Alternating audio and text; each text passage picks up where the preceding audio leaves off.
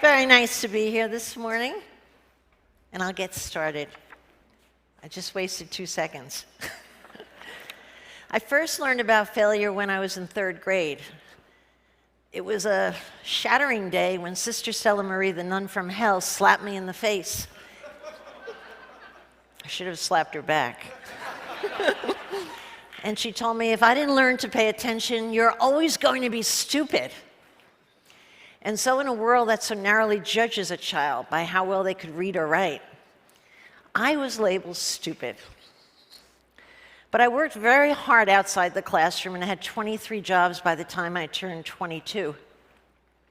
And I loved every one of those jobs, as menial as they were. But what I didn't like is having the boss. I didn't like a single boss I ever worked for. And so at 23, I borrowed $1,000 from my boyfriend at the diner where I worked as a waitress, and I started a rental company in New York that rented apartments to people. The way I had it figured is everybody there needed a place to live. There were a lot of people. And so I just loved it from the get-go, hopping in and out of cabs, chatting up people, opening doors of apartments, and I really, really liked being my own boss. I felt like I had been set free. And so I built that company into the largest residential business over the years in New York City and loved every single minute of it. And now what I do is I work with entrepreneurs trying to help them do exactly what I was able to do at whatever age they decide to do it. And I do it by way of this crazy TV show called Shark Tank, which is a wonderful forum to look at entrepreneurs and decide who you want to work with. And over the 6 years I've been on this show, I have come to the conclusion that every single one of my good entrepreneurs who haven't lost me money have the same 6 characteristics in common. And so I'll share those traits with you. Number 1, resilience. The ability to bounce back. They're the kind of people that when they take a hit, they just don't feel sorry for themselves. That's it.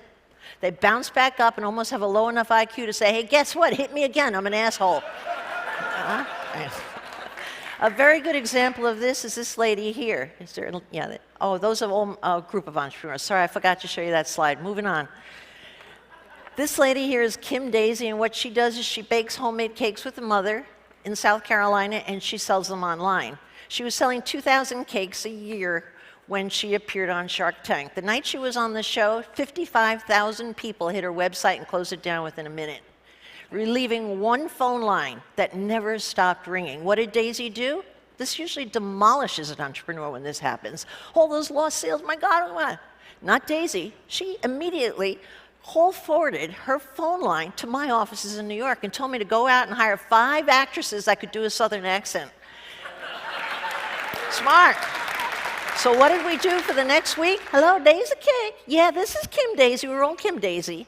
And we took 50, how many orders did we take? 35,000 orders, okay? And we shipped cakes for the next 6 months as people waited for them.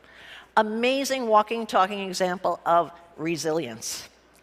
Number 2, street smarts. I don't mean book smarts or smarty pants smarts. I'm talking about like street smarts on your feet. What do? How do you solve it? And every one of my great entrepreneurs have it.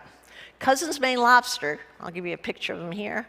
Cousins Maine Lobster sells lobster rolls out of a truck in LA, and in the first 2 years in business built it from 1 to 5 trucks, and now they have 17 franchises as well. But what they also did is they started an online shorter door business where they ship live lobster anywhere you order it.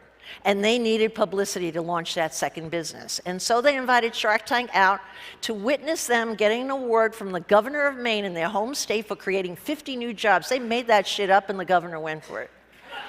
Right?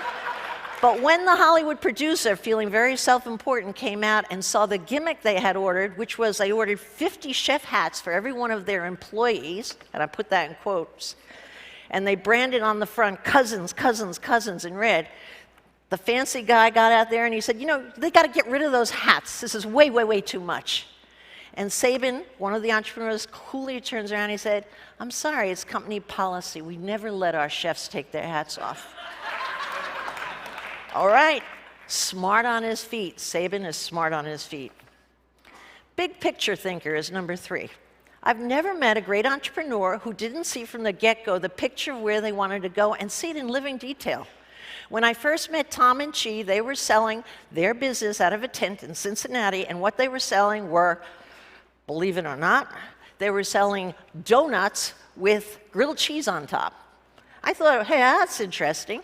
But they went on to tell me in living detail what they were going to build, this giant restaurant empire, ending with their best idea of all. They were going to rival Disney World and open a Tom and Chi amusement park. I thought they were smoking dope. Right? Here we are 5 years later. They have 175 franchisees, 5 company-owned stores. I'm just waiting for them to open the amusement park. I'm sure it's going to happen. But they were able to see it from the get-go and were particularly persuasive in making you buy in, right? Seeing the big picture from the beginning. That was number 3. Number 4, charisma. The most underrated thing in an entrepreneur's bag of tricks. Pipcorn makes popcorn that's miniature that doesn't get caught in your teeth. It's owned by these 2 nice sister and brother team out of Harlem, New York City, right? What do they have? The brother is great at finance, but Jen is the winner. Jen could walk into a Whole Foods store, get every customer in that store coming at her, every buyer buy her from her. She's a phenomenal salesperson. I've never met an entrepreneur who couldn't really sell, and that charisma card is the big gun that helps them sell. That's what their gift is, charisma. Number 5, I mentioned to you earlier about pardon me, I just escaped on the name. I mentioned to you earlier about Cousin's Maine Lobster, and here's a picture of the guys here now, and I use them again for this reason. Every great entrepreneur is fiercely competitive. It's in their DNA. You see the guy with the white hat on there, that's Jim. He used to play professional hockey. All I have to do to Jim to double his sales, and I use it all the time, is mention his old hockey rival, Luke from Luke's Lobster. Hey, Jim, did you hear Luke opened another restaurant? He goes batshit. Okay? And the sales go through the roof. He'll work through the night because he can't stand the fact that Luke might be doing better than him. All right? Competitiveness. You can't be an entrepreneur unless you're fiercely competitive. Number 6, people smarts. Every great entrepreneur has an intuitive sense that picks up on what somebody's about, and they could picture how they can use them as an employee to build their business. It's an intuitive thing. I don't think you can be taught it. It's just there. Every one of my successful entrepreneurs have that. They always have an uncanny ability to pick the right people at the right time to do the right task. And on their backs, they build giant businesses. You can't do it without it. So, it's not easy to build a business. It takes a set of skills that is a magical set of skills, and I've just outlined them, and you just can't buy it with a Harvard MBA. I just don't think it can be done. Whoa, this isn't about bashing on Harvard MBA. I wish I had one. I'd like to show off with that the rest of my life.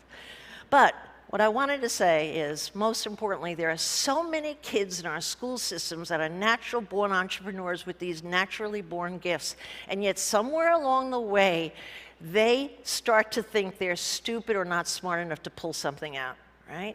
I say take a look at the dumb kid in class, because they just might be the person who is going to be most successful at building the next big business. Thank you very much.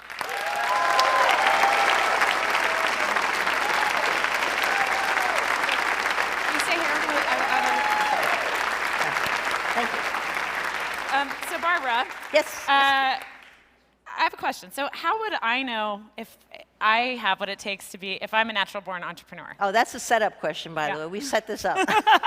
We did. We set this up. Exactly. And here is the answer. Okay. Okay. Yeah, Yes. you know, what I've been doing for the last year and a half is working on an entrepreneur test. Really quick, really fast. It takes about 2 minutes, 10 quick questions, multiple choice.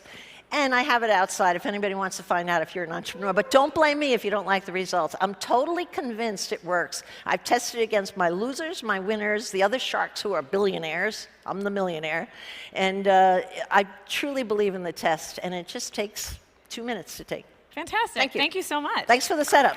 Hey, thanks for playing along. Thank you.